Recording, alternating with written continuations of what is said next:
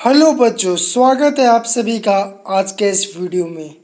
जैसा कि हम सभी जानते हैं कि अभी हम लोग कक्षा 11वीं का गणित का अध्याय 5वां, जिसका शीर्षक है सममित संख्या एवं द्विघातीय समीकरण, जिसे अंग्रेजी में complex number and quadratic equation के नाम से जाना जाता है, उसे अभी हम लोग पढ़ रहे हैं।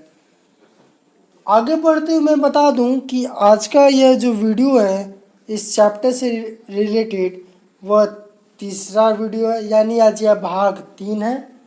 इसके पहले हम लोगों ने इस अध्याय से जुड़े 2 वीडियो ख़त्म कर दिए हैं।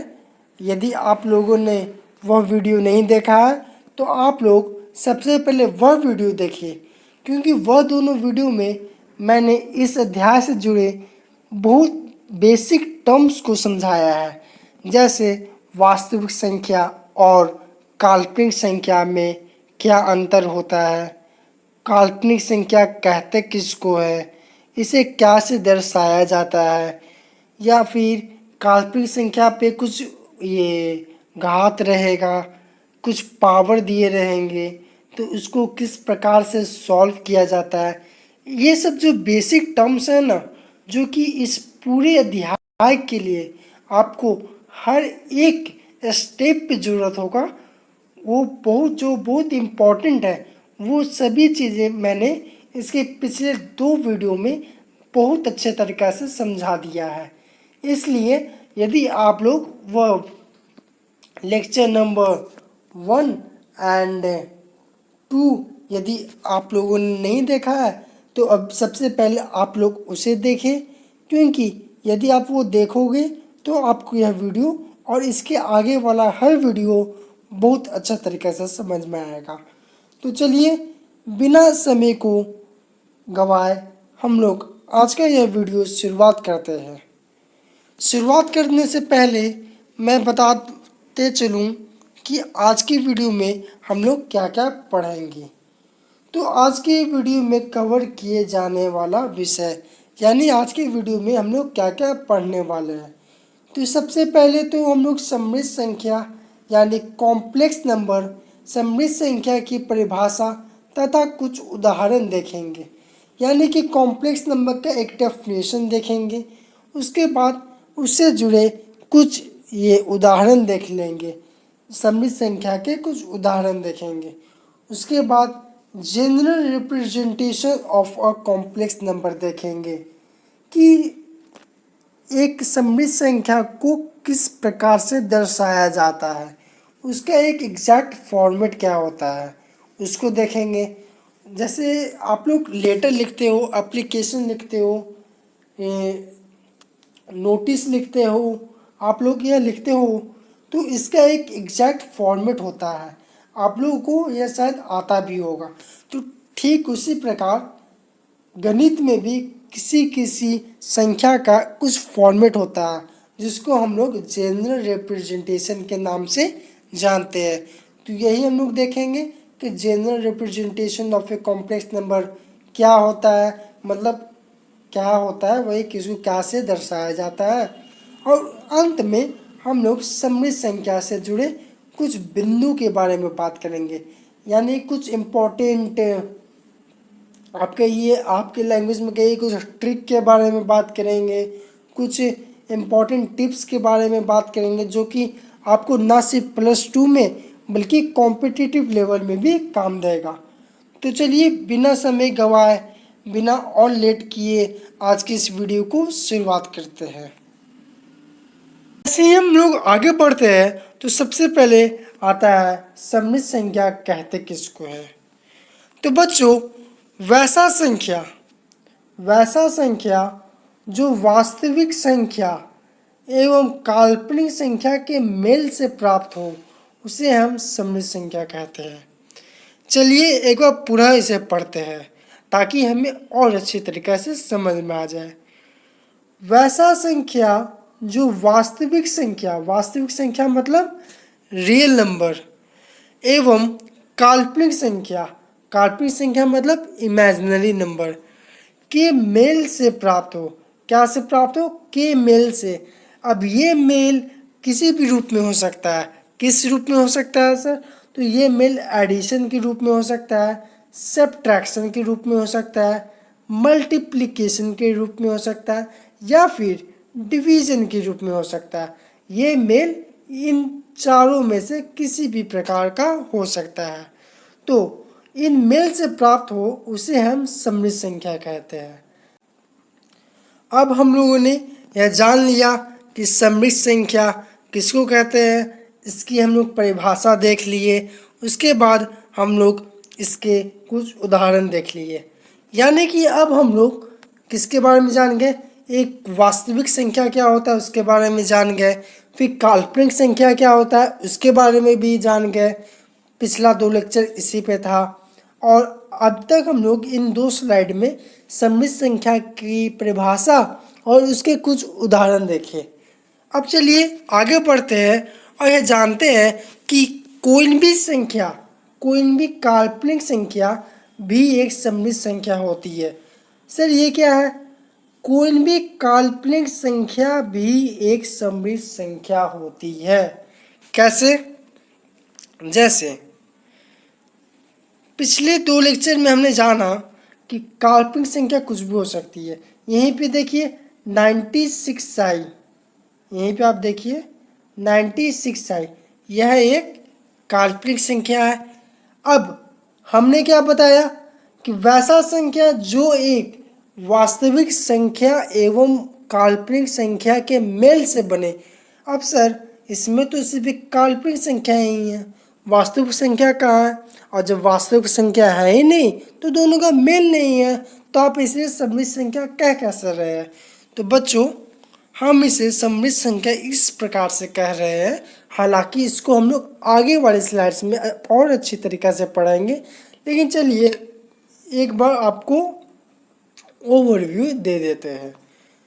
यहाँ पे आप देखिए 96 है, ये तो आप एग्री करते हो कि ये एक काल्पनिक संख्या है? हाँ सर। यदि हम इसके पहले 0 ऐड कर दें, क्या ऐड कर दें? 0।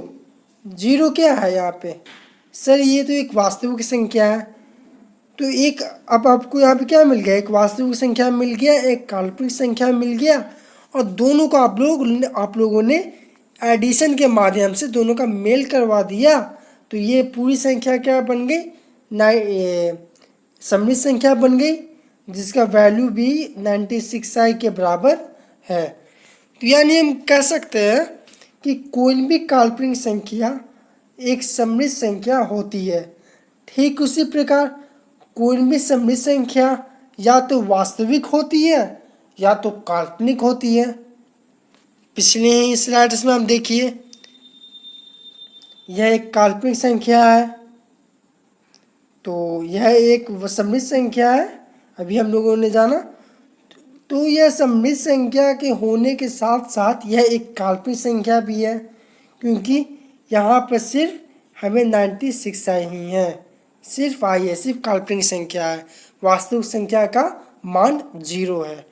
ठीक इसी प्रकार मान लीजिए 5 है, अब तक आप कहेंगे कि यह बस एक वास्तविक संख्या है, लेकिन यदि हम 5 + 0i लिख दे तो क्या कोई दिक्कत है? 5 + 0i लिख देंगे तो क्या कोई दिक्कत है? इसका तो मान हो जाएगा 0। क्या हो जाएगा? 0। तो बचा क्या? 5, फिर से वास्तविक संख्या बचा। तो हम यह कह सकते हैं कि कोई भी सम्मिश्र संख्या या तो वास्तविक होती है या फिर काल्पनिक संख्या होती है। अब हम लोग आगे बढ़ते हुए इसके रिप्रेजेंटेशन के बारे में जानते हैं। हम लोगों ने जाना सम्मिश्र संख्या कहते किसको है, उसके कॉम्प्लेक्स, उसके परिभाषा को भी जाना, उसके बाद उसके कुछ उदाहरण देखे, फिर जाना कि एक सम्मिश्र संख्या काल्पनिक संख्या भी हो सकता है या फिर एक वास्तविक संख्या भी हो सकता है। लेकिन सर अब इसको रिप्रेजेंट, इसको दर्शाया कैसे जाता है, तो चलिए उसको देखते हैं। तो बच्चों सम्मिश्र संख्या को अंग्रेजी के अल्फ़ाबेट के जेड लेटर से प्रदर्शित या दर्शाया जाता है। यानी इंग्लिश अल्फ़ाबेट में जो जेड लेटर होता है उससे सममित संख्या यानी कॉम्प्लेक्स नंबर को दर्शाया जाता है। Z equal to A plus I B. अब सर ये क्या है? तो ये बच्चों general representation of a complex number है। क्या है? General representation of a complex number.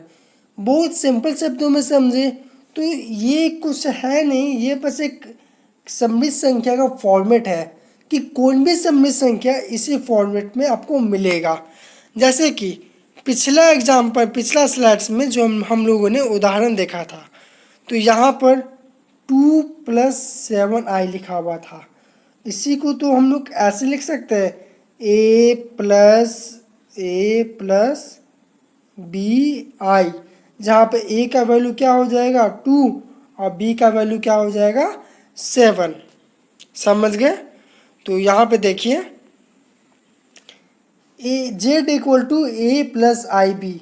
ए को जेड का वास्तविक भाग तथा बी को जेड का काल्पनिक भाग कहा जाता है। जैसा कि अभी हमने पिछले उदाहरण में देखा कि 2 की पिछला ये वाला कि 2 + 7i को क्या लिख सकते हैं a प्लस बी आई, जहाँ पे a का वैल्यू क्या है 2 क्या है वास्तविक संख्या, तो a क्या दर्शाएगा एक वास्तविक संख्या को दर्शाएगा।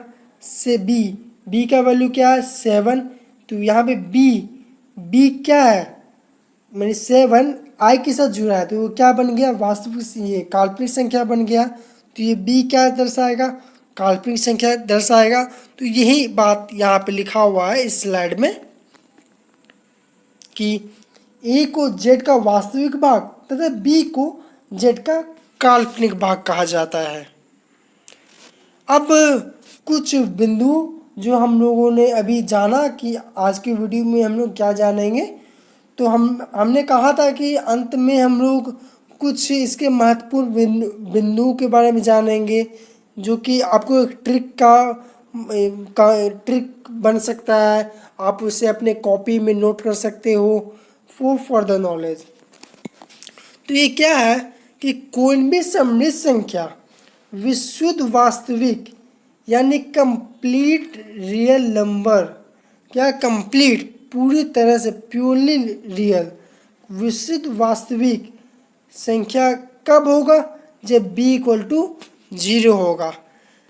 यहाँ पर यदि b = 0 हो जाएगा तो क्या बन जाएगा ये पूरा टर्म 0 हो जाएगा और सिर्फ z = a बचेगा। तो a यहाँ पे क्या दर्शा रहा है वास्तविक भाग दर्शा रहा है, यानी कि जब z = a होगा तो यह एक वास्तविक संख्या बन जाएगा। तो यही लिखा हुआ है कि विशुद्ध वास्तविक कब होगा जब b = 0 होगा। ठीक उसी प्रकार विशुद्ध काल्पनिक कब होगा जब a = 0 होगा। यहाँ पर जब b = 0 होगा तो ये पूरा टर्म 0 हो जाएगा, तो ये एक वास्तविक संख्या बन जाएगा। ठीक उसी प्रकार जब a = 0 हो जाएगा तो ये टर्म 0 बन जाएगा और ये बस बचेगा, तो ये हमारा क्या हुआ एक काल्पनिक संख्या हो जाएगा, यानी कि z = एक काल्पनिक संख्या आ जाएगा, जो कि हम लोगों ने इस उदाहरण में भी देखा कि यहाँ इस एग्जाम्पल में यहाँ पर a का वैल्यू 0 हो गया था। और मान लीजिए एक और एग्जाम्पल कि हम लोग लिखते हैं z = 5, जो कि अभी हमने बताया। तो यहाँ पर b का वैल्यू क्या हो गया था 0i, तो यहाँ पे b का वैल्यू क्या हो गया था 0, यानी पूरा टर्म 0, तो ये बस एक वास्तविक संख्या बन गया। तो यही यहाँ पे लिखा हुआ है, ये देखिए कि विशुद्ध वास्तविक कब बनेगा जब b = 0 होगा और विशुद्ध काल्पनिक कब बनेगा जब a = 0 होगा। तो आज हम लोगों ने सममित संख्या का एक ओवरव्यू मानिए या कहिए कि हम लोग सममित संख्या के बारे में 60 to 70% पूरी तरह से अच्छी तरीके से पढ़ लिए हैं। तो चलिए अब मिलते हैं अगले वीडियो में। आज के लिए इतना ही, धन्यवाद।